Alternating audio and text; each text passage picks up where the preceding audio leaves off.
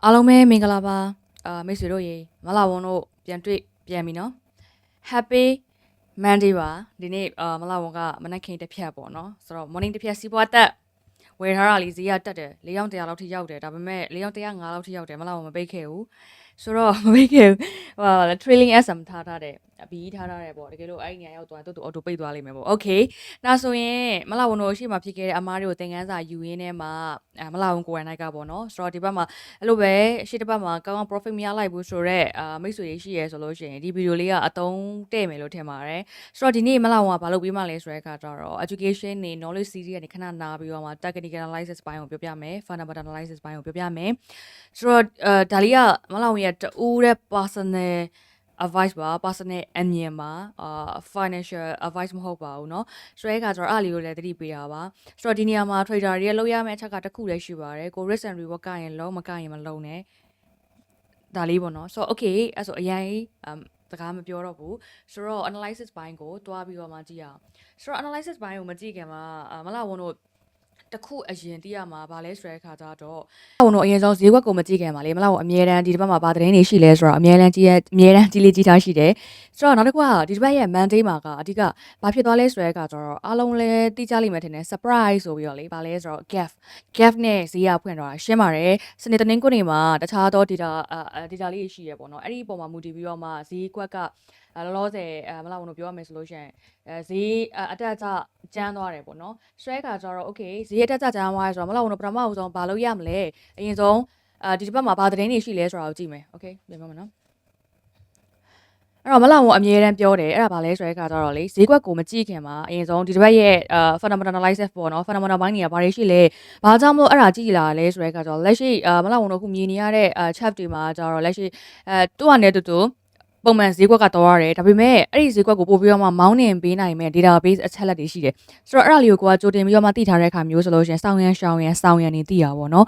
ဆိုတော့စောင်းရန်တခုတည်းတင်မပြီးဘူးเนาะစောင်းရန်ပေါ့စောင်းရန်မှာသိရတယ်ဆိုတော့ဟုတ်ပြီဒါဆိုလို့ရှိရင်မလာဝန်တို့ဒီ investing.com မှာအလွယ်တကူကြည့်ရနေပေါ့နော်ဆိုတော့အဲ့ဒါလေးလည်း YouTube မှာတင်ထားတယ်မကြည့်ရသေးဘူးဆိုလည်းကြည့်လိုက်လို့ရတယ်ပေါ့နော်မသိဘူးဆိုလည်းမလာဝန်တို့လာမေးလို့ရတယ် economic cleaner ဆိုတာရှိတယ်ဖုန်း software ထဲမှာ download ဆွဲလို့ရတယ်ဆိုတော့အဲ့မှာမလာဝန်တို့ကဒီ this way ပေါ့ဒီအပတ်မှာဘာတွေ data တွေအကြီးကြီးမားမားရှိလဲဆိုတာကိုကြည့်တော့အဓိကသူဒီတစ်ပတ်မှာ mountain နိုင်မဲ့ data ကတော့လေအကောင်လုံးစိတ်ဝင်စားနေမဲ့ဟာကတော့ Federal Reserve Meeting ရဲ့ပြီးရင် FED ရဲ့ sentiment ရဲ့ interest rate outlook ဆိုတဲ့ဟာတွေရဲ့ပြီးတော့ဒီတစ်ပတ်မှာအမောင်းနေမယ်ပေါ့နော်ပြီးတော့တစ်ခုကရေနံကလည်း OPEC ရဲ့ meeting ကလည်းတော်တော်လေးအသက်ဝင်လှုပ်ရှားနေတယ်လက်ရှိကရွှေမှာသွားပြီးတော့မှ impact ဖြစ်တာဘာလို့လဲဆိုတဲ့အခါကျတော့ဒေါ်လာဈေးပေါ်မှာသွားပြီးတော့မှသူကတက်ရောက်နေတာဟုတ်ဒေါ်လာကရွှေနဲ့ဒေါ်လာနဲ့ဆိုတာကဟို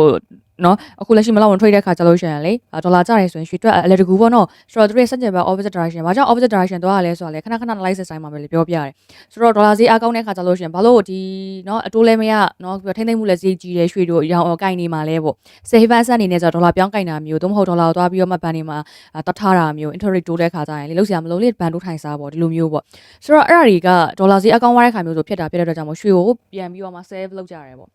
okay အဲ့ဒါဆို FED interest rate taxation ရှိမယ်အဲ့ဒါကမလောက်တော့ကြာတာ brain နေမှာအဲ့ဆိုမလောက်အပေါ်ကနေပြီးတော့မှကြည့်လိုက်တာဟိုဟာတွေကြော်ခွပြီးကြည့်လိုက်တာဆို Monday နေစကြည့်မယ် Monday ကမှကလောလောဆယ် GDP တိုင်းမကြည့်ပါဘူးဒီမှာ Jefferies Aura 3အဲ့ဒါတော့ပုံမှန်ပါပဲဆိုတော့ဒီကောင်လေးတွေရှိမယ်အဲ့ပုံမှာမူတည်ပြီးတော့လဲသူက interest rate ကတိုးပြီးမတိုးကြီးဆိုတာသွားပြီး affected တော့ဖြစ်တယ်ပါတယ်ဆိုတော့အဲ့ဒါကညပိုင်းတနင်္လာနေ့ဟာကကြည့်လိုက်တော့ညပိုင်းဘယ်လောက်လဲဆိုတော့မြန်မာစံတော်ချိန်7နာရီခွဲလောက်မှာထွက်မယ် okay အင်္ဂါနေ့မှာရှင်းတယ်US ချားတော့ရှိရပေါ့နော်ဆိုတော့ဒီမှာ consumer conference ရှိတယ် okay ဆိုတော့3လုံးပေါ့နော်ကြွယ်ကောင်း3လုံးရှိပါတယ်ရှင်ဆိုတော့အဲ့လည်း7နိုင်ခွဲပေါ့အဲ့တော့ဒီတစ်ဘက်ကလည်းတော်တော်လေး mountain နိုင်မယ်အပက်လို့ပြောမယ်ပြီးတော့ဒီမှာရေနံတွေရှိမယ်ရေနံသတင်းတွေရှိမယ် Q1 investor တွေပြီးတော့ဒီမှာဆိုရင် FED ဒီမှာ interest rate taxation ဒီကောင်အရေးကြီးရဒီတစ်ဘက် interest rate taxation မှာနော်အတိုးနှုန်းတိုးမတိုးဆိုတာကဆုံးဖြတ်မယ်ဆိုတော့အရန်ကိုအရေးကြီးပါတယ်မလားဝန်ထပ်ပြောပါမယ်အရန်ကိုအရေးကြီးပါတယ် trader site ဘက်ကအဲ့တော့ဟုတ်ပြီ USD ဖြစ်တဲ့အတွက်ကြောင့်မလို့ရွှေ only ပဲမလားဝန် trader လားရွှေပဲတက်ရောက်မှာလားဆိုတော့ no မဟုတ်ပါဘူးเนาะမလားရေပေါ့เนาะမလားဝန်ရေဒါဆိုရင်ရွှေမှာပဲတော့ပြီး impact ဖြစ်မှာလားဒေါ်လာလို့ပြောကြတဲ့ကဒေါ်လာနဲ့ပတ်သက်တဲ့ဒါပေါ့နော် USD ပါတဲ့ major ရော minor currency တခြားသော exotic မှာ USD ပါတဲ့အတွက်အားလုံးအလုပ်ခက်ဖြစ်နိုင်ပါတယ်ဆိုတော့မလားဝန်ရွှေ only ကိုပဲအဓိကရွှေချက်သူဆိုတဲ့ခါကျတော့လေရွှေ only ကိုပဲအဓိကလောလောဆယ် trade လုပ်နေတဲ့သူဖြစ်တဲ့အတွက်ကြောင့်မလို့လ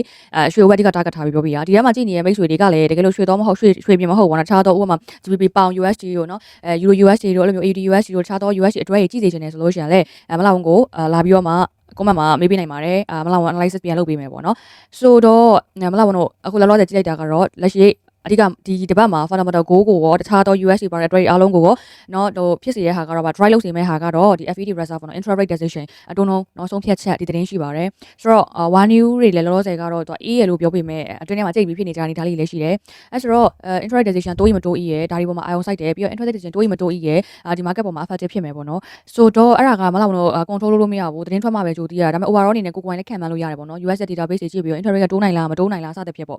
့နော်ကိုကနဲ့ကိုလည်းခံမှန်းသုံးသပ်လို့ရတယ်ဒါပေမဲ့တကယ် actual မှာထွက်လာတဲ့အခါကျလို့ရှိရင်တော့အုံတိုင်းကုန်းကွမ်းပေါ့နော်ဆိုတော့ okay ဟုတ်ပြီဒါကတော့လက်ရှိဖြစ်နေတဲ့လက်ရှိအနေထားပေါ့နော်ဒါဆိုလို့ရှိရင် technical analysis ရကြည့်ရအောင်လက်ရှိဒီမှာမလားဘူးနော် Monday မှာကတခြားသော impact data အကြောင်းအရာတွေလည်းရှိတယ်ဆိုတော့ဈေးရလေမှတ်မိလားမသိမလားဝန်ရှေ့တစ်ပတ်မှာ analyze လုပ်ပြထားတယ်ပြီးတော့ဒီတွဲရဲ့ဗီဒီယိုမှာလည်းပြောထားတယ်ဆိုတော့မလားဝန်ကလက်ရှိ minor downtrend ပေါ့ဒီလက်ရှိ minor downtrend wave 4ကဝါချမှာရှိနေတဲ့ minor downtrend ကိုယူပြီးတော့မှလိုက်ပါစီးမျောနေရလိုက်ပါစီးမျောနေရပြီမဲ့လက်ရှိရောက်နေတဲ့ဒီအခုဈေးလေးရပေါ့နော်4000ဆိုတဲ့ဈေးနောက်တစ်ခါကျတော့3950ဆိုတဲ့ဈေးပေါ့နော် nearly ပေါ့နော်အဲ့ဝင်းကျင်တွေကတကယ် strong ဖြစ်တဲ့ဈေး daily မှာအရင်ကီးအနေနဲ့အောင်သုံးလို့ရတဲ့ support ပေါ့နော်တနည်းအားဖြင့် support ဆိုတာကတနည်းအားဖြင့်မလောက်ဘူးနော်ရောက်လာပြီဆိုရင်ဈေးကတက်ရင်တက်မယ်မတက်ဘူးဆိုတော့အဲ့နေရာမှာဖောက်သွားရဲဆိုရင်ဈေးကလုံးဝ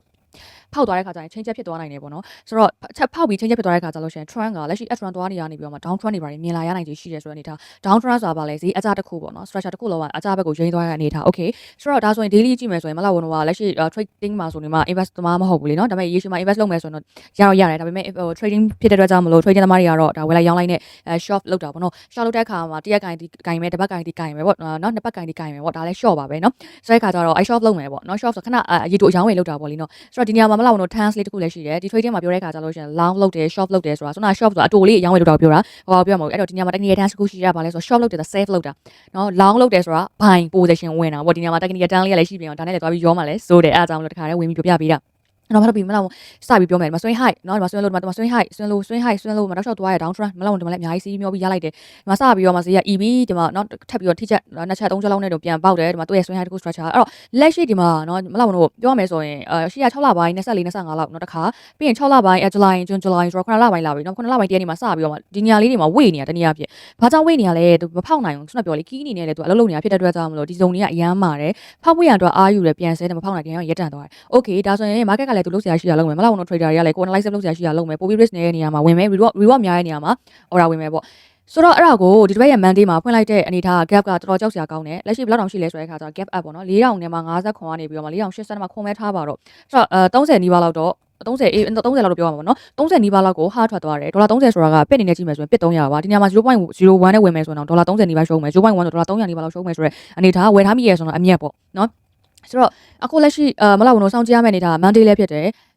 ်ပြီးတော့လက်ရှိလေမှာ4000အခုလောက်ထိအောင်တက်သွားလဲဆိုတော့4135ထိ6ထိပေါ့နော်4135 6ဆိုအဲ့လောက်ပဲဝင်းချင်မှာခေါ်ရမှာပေါ့နော်4135 6အဲ့ဝင်းချင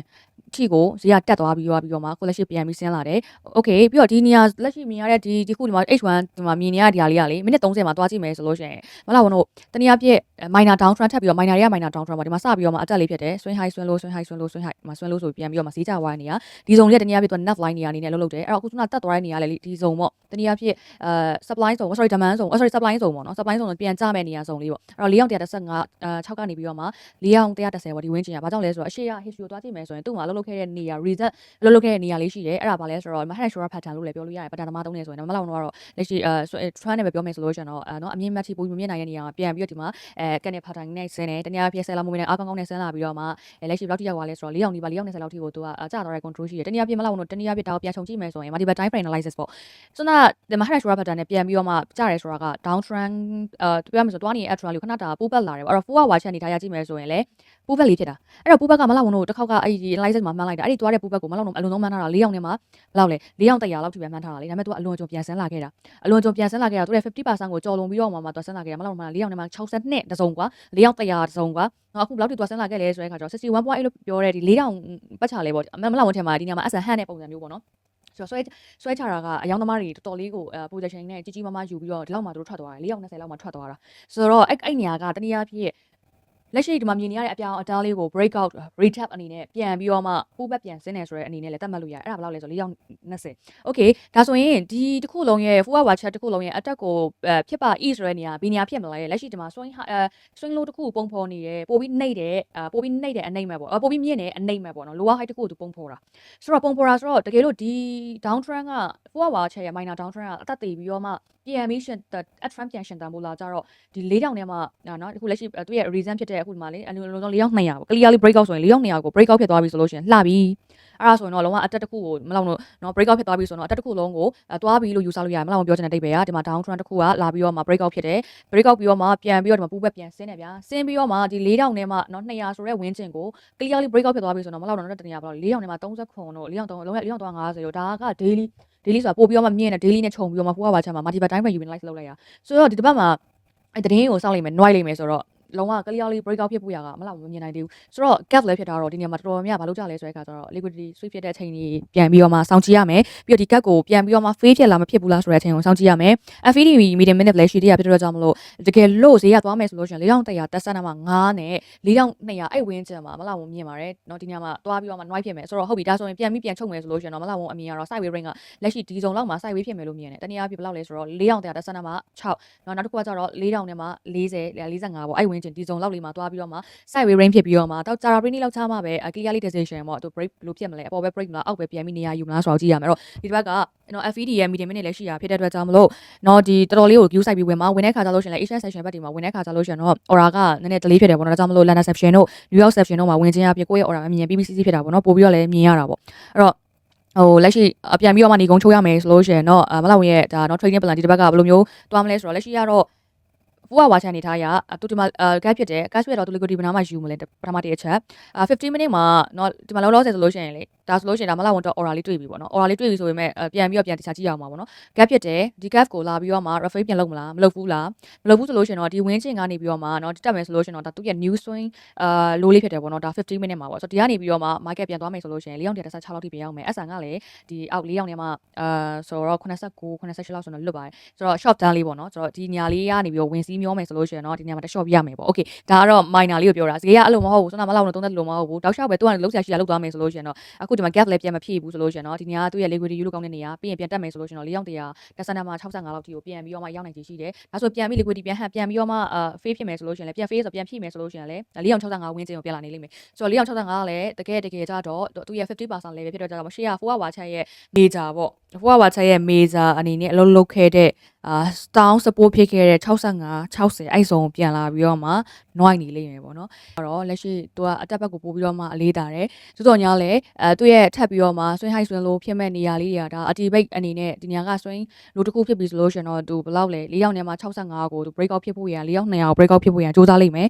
ဆိုတော့အဲ့ဒါ dive rate အရင်မြင်တော့ day trade သမားတွေအတွက်เนาะဒီတစ်ပတ်မှာကင်ချင်တဲ့သူတွေအတွက် aura ကိုကြတော့မလောက်ဝင်ရတူရဲတော့30ချက်အမြင်ကတော့เนาะဒီမှာ gas ပြန်ဖြည့်မလားသို့မဟုတ်ဘူးဆိုလို့ရှင်လက်ရှိကိုရောက်နေတဲ့နေရာလေးက4ရောက်နေမှာ85ကနေပြီးတော့မှဒီမှာ50 minute မှာဆိုလို့ရှင်သူ့ရဲ့ဒီ high low တခုပေါ့နော်ပို့ပြီးတော့မြင်တဲ့အနေမှာတခုအနေနဲ့ပုံပေါ်တာဖြစ်တဲ့အတွက်ကြောင့်မလို့ဒီနေရာနေပြီးတော့မှထပ်ပြီးတော့မှ4165ဒီနေ့ Monday လောက်မှာပဲပြန်ဆမ်းမလားသို့မဟုတ်ဒီအင်္ဂါနေ့လောက်မှာပဲပြန်ဆမ်းမလားဆိုတော့ကြည့်ရမယ်ဆိုတော့ဒီတစ်ပတ်မှာအရင်ရေးကြီးရဲ့ FED mini ရှိရဖြစ်တဲ့အတွက်ကြောင့်မလို့ဈေးကတော့တခြားပေါက် sideways range consolidation ဖြစ်တဲ့နေရာအနေထားလေးတွေ့ရလိမ့်မယ်ဆိုတော့မလောက်ဝန်တစ်ခုပြောချင်ပါတယ်ဆိုတော့ up to date ဖြစ်တဲ့ဟာဆိုလို့ရှိရင်တော့မလောက်ဝန်ပြန်ပြီးတော့မှပြန်လာပြီးပြောပြပါမယ်လက်ရှိအခု30ချက်အနေထားရကတော့ဘာမှတော့ပြောလို့မရသေးဘူးအကုန်လုံးစောင့်ကြည့်နေရတဲ့အနေထားဒါပေမဲ့ long term မှာကတော့ trend ကတော့ဒါအလေးတာတယ်ဒါမလောက်ဝန်ခဏပြောပါတယ် trend လေးတာတယ်ဘာလို့လဲဆိုတော့မလောက်ဝန်ကီးကိုခိုင်းထားတယ်နောက်တစ်ခုကဒါကနော်30ချက်မဟုတ်ဘူးထင်ရထင်ကြေးမဟုတ်ဘူးလက်ရှိမှာ market ပြောနေတဲ့ချက်ကိုဖတ်ထားတာပေါ့နော်ဆိုတော့ buying pressure momentum ကိုနည်းနည်းလေးပို့ပြီးသဘောကျမိတယ်ဆိုတော့ sell လဲတနည်းအားဖြင့် buying structure လုံးမလုပ်ဘူးဆိုတော့ sell ပေါ့နော်ဆိုတဲ့ခါကျတော့ဒီ Monday gap ကလည်းဖြစ်ထားတယ်เนาะ gap ကိုမြင်တာနဲ့ဟာ gap ဖြစ်တယ်ဆိုပြီးတော့မှဝင်တာလည်းအဆင်မပြေဘူးပြီးတော့အဲ့ gap ကိုပြန်ပြီးတော့ fail လုပ်မလားเนาะ liquidity sweep လုပ်မလားเนาะ fake break ပဲဖြစ်မလားဆိုတော့အရင်စောင့်ကြည့်ရကောင်းမယ်လို့မလောက်မြင်ပါတယ်ဆိုတော့ပြီးတော့ trade opportunity ကလည်းအမြဲတမ်းရှိနေမှာပါဒါကြောင့်မလို့ order ကြီးနဲ့ဝင်နေဆိုလို့ကျွန်တော်ပို့ပြီးတော့မှအဆင်မပြေဘူးပေါ့လေเนาะဒါကြောင့်မလို့ရေရှည်မှာ long term ဖြစ်တဲ့เนาะပို့ပြီးတော့မှကိုယ့်အတွက်ပို့ပြီး risk and reward ကိုင်းမဲ့နေရာတွေမှာဝင်ပြီးတော့မှ trade ကကောင်းပါတယ် okay ဒါဆိုတော့ဒီတစ်ပတ်ရဲ့ analysis လေးဒီတစ်ပတ်ရဲ့ analysis ဆိုတာဒီတင်းလာနေရဲ့ analysis လေးကိုသုံးသက်အဆုံးသက်ချင်ပါတယ်ပြန်ပြီးတော့မှမလောက်ဝင်ဒီကုန်းချုပ်ပါမယ်ဘာလို့လဲဆိုတော့ရှေ့မှာအများကြီးပြောတော့ပြန်ပြီးနောက်ပိုင်းလေးပြန်ကြည့်ရခါကြရင်ပိုရှင်းအောင်လို့ပါဆိုတော့ 4 hour ချအနေထားရပြန်ကြည့်မယ်ဆိုတော့ဒီညမှာ cash ဖြစ်သွားတယ်တနည်းအားဖြင့်ဘာကြောင့်လဲနိုင်ငံရေးတင်းချီနေရှိမယ်အဓိကတော့ FED meeting minute ပါဆိုတော့ဒီခါကျတော့ဒီ gap ဖြစ်တယ်ဆိုတာတနည်းအားဖြင့်မလောက်ဝင်လာမိရဘာကြောင့်လဲဆိုတဲ့ဟာကြီးပေါ့နော်ဆိုတော့ gap ဖြစ်တာရိုးရိုးရှင်းရှင်းလေးပါမလောက်ဝင်တို့နော်ဝယ်လိုရောင်းလိုဟာများတဲ့ခါမှာ မှာဈေးက price ကိုအပေါ်မှာပို့ပြီးတော့မှတွန်းတင်ပြီးတော့မှကြုံပြီးဖွင့်သွားတာပေါ့ဥပမာဘယ်လိုလဲဆိုတော့မလာဝန်တို့ရွှေဈေးကို4အောင်မှသဘောကျတယ်ဒါပေမဲ့ဝယ်လူကအများများလာတဲ့ခါမှာ4အောင်30ဆိုပြီးတော့မှဒါဈေးကအားနဲ့ဖွင့်တစ်ခုကဟုံးဆိုတက်သွားတယ်ပေါ့နော်ဂျားထဲမှာနော်ဝယ်ထားကင်ထားတာပြီးတော့မန်ဒီမလာဝန်တို့ရဲ့ market ကနော်ဒီစနေတနင်္ဂနွေဖြစ်တဲ့အတွက်ကြောင့်မလို့ပြန်မထင်ရနေတဲ့ဟာတွေကမန်ဒီမှာလာပြီးတော့မှလည်းအကျိုးတက်ရောက်တယ်ဒါကြောင့်မလို့နော်ဒီ gap တွေဖြစ်တယ်ပေါ့နော်ဆိုတော့ stock တွေမှာဆိုပို့ပြီးတော့မှအဖြစ်များတယ်ဒါပေမဲ့ trade မှာဒီ forex trade မှာတော့အဖြစ်နည်းတယ်ပေါ့ဒါပေမဲ့ဒီမှာလက်ရှိရွှေကအဓိက dry လောက်တာနိုင်ငံရေးစိတ်ရေးသုံးသက်ချက်တွေပြီးတော့ကျတော့ဒီ FED ရဲ့ medium minute တွေ infrared decision တွေဒါတွေကြောင့်နည်းနည်းပို့ပြီး mountain တွေလို့မြင်တယ်fundamental fact တွေနည်းနည်းပါတယ်ပေါ့နော်နည်းနည်းပါဆိုတော့တော်တော်လေးတက်ရောက်ပါတယ်ဒါ fundamental fact ကတော့ trading မှာပေးရမဆို technical fundamental တခြားသော impact အကြောင်းအရာတွေအများကြီးသက်ဆိုင်နေရဒါပေမဲ့ဒီတစ်ပတ်မှာဆိုတာဒီအခုဒီနှစ်ထဲမှာတော့ right အရင်လုံနေရတော့ဒါနိုင်ငံရေးမတည်ငြိမ်မှုတွေနဲ့တခြားသောgeopolitical တွေကနည်းနည်းလေး drive လုပ်နေရလို့ပြောလို့ရတယ် okay ဒါဆိုတော့ technical ပဲမလားဝန်တော့လက်စောလက်ကိုင်းရှိရအောင်ဆိုတော့ technical ကိုပဲအဓိကသုံးသပ်ပြီးကြည့်မယ်ဆိုတော့ gap ဖြစ်သွားတယ်ဟုတ်ပြီဒီ gap မှာပြန်ပြီးတော့မှเนาะဖြစ်သွားတဲ့ဟာကပြန်ပြီးတော့ favor လုပ်မလားသို့မဟုတ်ဆိုလို့ရှိရင်เนาะဒီကနေပြီးဖောက်တက်သွားမလားဆိုတာကြည့်ရမယ်အဲ့တော့ 4 hour chart မှာတော့သူ့ရဲ့ဒီ swing height swing low နေရာလေးယူထားတာအရန်လာတယ်ဆိုတော့အဲ့ဒါတကယ်ပဲအလုပ်လုပ်မလားဆိုတာကြည့်ရမယ်အလုပ်လုပ်မယ်ဆိုလို့ရှိရင်เนาะဒီမှာမလားဝန်ဆိုတာပြောလိုက်တဲ့65 200အဲ့ဝင်ချင်းပြန်ရောက်နိုင်တယ်ဒီကနေ breakout ဖြစ်သွားပြီဆိုတော့ break up ပေါ့เนาะအပေါ်ဖောက်တက်သွားပြီဆိုလို့ရှိရင်တော့အိုးမိုက်ပြီ430 4380အဲ့ဝင်ချင်းလောက်ဒီမလားဝန်တို့ကြည့်လို့ရတယ်ဒါကတော့ 4 hour chart နေထားရဈေးရမရောက်သေးဘူးစောင့်ရမှာအဲ့တော့ဒါဆိုရင် daily trade နေထားရတော့ H1 မှာတော့50 minute ပါတော့ပြန်ပြီးတော့မှပူပတ်ပြန်စင်းတာမျိုးလို့เนาะပြန်ပြီးတော့မှ gap ဖြစ်တာ gas ဖြစ်ရမျိုးလို့ဆိုလို့ရှိရင်လည်းအရန်လှပါတယ်၄အောင်ထဲမှာ62လောက်ကိုပြန်ရောက်တယ်ဆိုလို့ရှိရင်တော့လေမလားဝန်တို့ပြန်ပြီး liquidity ပြန်ယူရဲဆိုရင်တော့လေလှတယ်ပေါ့နော်ပို့ပြီးတော့မှအတက်အတွက်အားကောင်းနေပေါ့ဆိုတော့အဲ့62လောက်ကို60လောက်ကိုပြန်ရောက်တဲ့ခါကျလို့ရှိရင်တော့ SN ကတော့ဒီ H1 နဲ့50 minuteလောက်မှာပြန်ရှာမယ်ဆိုတော့နည်းနည်းများတာပေါ့နော်ဆိုတော့ဟိုပိုပြီးနေတဲ့အနိဒီမှာ50 minuteလောက်မှာသွားရှာရဲဆိုတော့ SN တော့ထိနိုင်ချေပြတ်နိုင်ချေရာခိုင်နှုန်းတော့များတယ်ဒါပေမဲ့ပို့ပြီးတော့ SN ratio တဲ့ခါနေတာဟုတ်ဒါပေမဲ့မလောက်ဝင် trade နေရလဲရွှေရလဲလက်ရှိက15 minute time frame မှာအနည်းဆုံးကြည့်ရင်တော့$10နဲ့$15ဝန်းကျင်လောက်မှာ SN ကရှိနေတာ base strategy မဆိုပေါ့နော်ဒါပေမဲ့လည်းတခြားသော SM0 IC0 တမျိုးပေါ့နော်ဆိုတော့မလောက်ဝင်ရဲ့ PA မှာကတော့အဲ့လောက်ထိရောရှိတယ်50 minute တော့5 minute တော့မှာစင်းတီတောင်တော့မှအနည်းဆုံး$9ကနေပြီးတော့မှ$10ဝန်းကျင်လောက်ကတော့ SN ရှိတာဆိုတော့တော်တော်လေးတော့ဖမ်းယူရတယ်ပေါ့နော်ဆိုတော့လက်ရှိနေထားကလည်းရွှေရလို့ဖြစ်နေတာကိုအရန်သွားနေတိတိကိုအရင်တော့ဆိုလို့ရှိရင်$10လောက်$15လောက်သွားရင်သွားပြီးထင်ခဲ့တာအခုကတော့မဟုတ်ဘူး$30 100လောက်ကိုပြောင်းကနေကိုသွားနေတာဆိုတော့လေโอเคဒါဆိုတော့ဒီ gap ဖြည့်မယ်65လောက်60လောက်ဝန်းကျင်ပြောင်းလာတဲ့အခါမျိုးဆိုလို့ရှိရင်တော့လှတယ်အဲ့ဆိုတော့မလောက်ဘိုင်း position ရှာမယ်ပေါ့နော်ဒါဆိုရင်မလောက်ရေးဆဲကြတော့ကောဘယ်လိုမျိုးမြင်လဲသုံးသက်လဲလို့မလောက်မေးလို့ရတယ်အဓိကတော့သူ့ရဲ့လှုပ်ပုံကတော့ဒီမှာ swing low တစ်ခုကို higher low တစ်ခုကိုပုံဖော်တာဖြစ်တဲ့အတွက်ကြောင့်မလို့အတက်ကိုပို့ပြီးသဘောကျတယ်နောက်တစ်ခုကတခြားသော impact အကြောင်းအရာတွေကလည်းနည်းနည်းအတက်ဘက်လေးပို့လာတယ်ပေါ့ဒါပေမဲ့ intraday decision တော့ဘယ်လိုလာမလဲတော့မလောက်မသိသေးဘူးပေါ့နော်ကြည့်ရမှာပေါ့အဲ့တော့ဒီနေရာမှာ liquidity ပြန်ပြီးတော့မှယူမယ်ပို့ပြီး gap ကို fail လုပ်မယ်ဆိုလို့ရှိရင်တော့4အောင်100ထပ်ပြီးတော့မှ4အောင်60 4အောင်165လောက်ထိပြန်ဆွဲတင်သွားလို့ရတယ်ဆဲ position ကကြတော့လက်ရှိမှာကိုကရောင်းချင်နေဆိုရင်4အောင်100လောက်ကလေးကတော့ပြန်ပြီးတော့ပြန်လာစမ်းတဲ့ခါကိုပြန်ကြည့်ရမှာနှုတ်မဆိုတော့မလွယ်ဘူးဘာကြောင့်လဲဆိုတော့ SN အရန်များတယ်ဆိုတော့လက်ရှိဒီနေရာမှာကိုကလေ aura ဖြတ်ပြီးဝင်လိုက်မယ်ဆိုရင်သူရဲ့ SN ကအနည်း$30နေပါလောက်ရှိတယ်$30မဟုတ်30 40လောက်ထိရှိတယ်ဒါမှမဟုတ်နီးရလေးပြောနေတာပေါ့နော်ဆိုတော့နှုတ်ကြည့်လိုက်ပေါ့40လောက်တော့ရှိတယ်ဆိုတော့ဘလူးမလောက်ဘူးโอเคဒါဆိုရင်ဆဲ position ရောလောဆယ်မလောက်ဝန်တော့ကနည်းနည်းတိတ်ပြီးတော့မှဟိုဝင်လို့ကောင်းတဲ့နေရာတွေမတွေ့ဘူးပေါ့နော်ဆိုတော့အခုဟုတ်ပြီဒါဆိုရင်4ရောက်ထဲမှာ115လောက်ထိလာမယ်เนาะပြန်ပြီး reject တွေပြနေရဘာလို့ဆိုတော့ဒီနေရာမှာတော့ကန်နယ် pattern ကလည်းကန်နယ် pattern ဆိုတာဒီကန်နယ်တွေကလည်းအဓိကလုံးမလုပ်သေးပါဘူးဘာကြောင့်တကယ်နေရာ level မဟုတ်တာဖြစ်တဲ့အတွက်ကြောင့်မလို့လေ4ရောက်115ပြန်ရောက်လာရင်ဒီမှာခဏတာ short အနေနဲ့เนาะ price အလုပ်မယ်ဆိုလို့ရှိရင်တော့ဒီနေရာမှာလုံးဝเนาะကန်နယ်တွေကလည်း reject ခဏပြနေတယ်ဖောက်ဖို့ကလည်းအင်အားမရှိနေဘူး liquidity အနေနဲ့ကြည့်ရောလဲအားကောင်းမလို့ moment တိုင်းကလည်းเนาะဒါ buyer pressure တွေကတော်တော်လေးအားနေလာနေတာမျိုးဆိုဒီနေရာလေးရောက်လာတဲ့ခါကျလို့ရှိရင်ခဏတာ short လေးလုံးမယ်ဆိုရင် SN နဲတာပေါ့ဒါပေမဲ့ SN ဟန့်နိုင်ကြရင်တော့လာတော့များတယ်ပေါ့နော် SN စားနိုင်ကြရင်တော့လာများတယ်ဆိုတော့เนาะအဲ့လိုလေးပဲလောလောဆယ်ဆဲရတော့ aura ကအဲ့လိုပဲကြီးမှပဲရတော့မှာလောလောဆယ်ဆဲအတွက်ကလုံးဝ risk ကိုက်မနေဘူးပြီးတော့ဆဲဖြစ်စေမဲ့ဆဲပါမယ်ဆိုတော့ဘယ်လို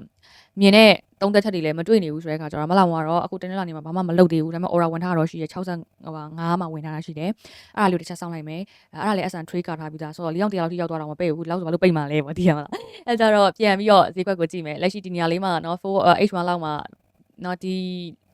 H1 4 hour 6လောက်မှာပေါ့เนาะပြန်ပြီးတော့မှseller pressure အားရှိအောင်မလားမဟုတ်ဘူးဈေးကအတက်ကိုပဲ15 minuteလောက်မှလည်းတောက်လျှောက်အတက်ဒီပဲပြနေရဲဆိုလို့ရှိရင်တော့နည်းနည်းအဝယ်ဘက်ကိုနည်းနည်းပြန်ပြီးတော့မှလိုက်မယ်ဆိုနေထားတော့ရှိရဲဒါပေမဲ့ Monday ဖြစ်တော့ဝင်တော့ဝင်သေးဘူးဈေးရောကြည့်အောင်ပဲဒါတော့ဒီနေ့သုံးသက်ပေးလိုက်တာကတော့အပေါ်ရန်ကြောပါပဲထပ်ပြီးတော့မှပို့ပြီးတော့market ထိန်းအောင်ဖြစ်သွားတယ်အရေးကြီးတဲ့ data ဘိုင်းတွေပါလာတဲ့ခါမျိုးဆိုရင်တော့ပြန်ပြီးတော့မှသုံးသက်ပေးပါဦးမယ်။ဒါဆိုလို့ရှိရင်တော့မလာဝန်တို့ဒီတစ်ပတ်ရဲ့ဆိုတာ Monday အဖွင့်ရဲ့ analysis ကိုတော့ဒီလောက်မှအဆုံးသက်ချင်ပါတယ်။ထပ်ပြီးတော့မှ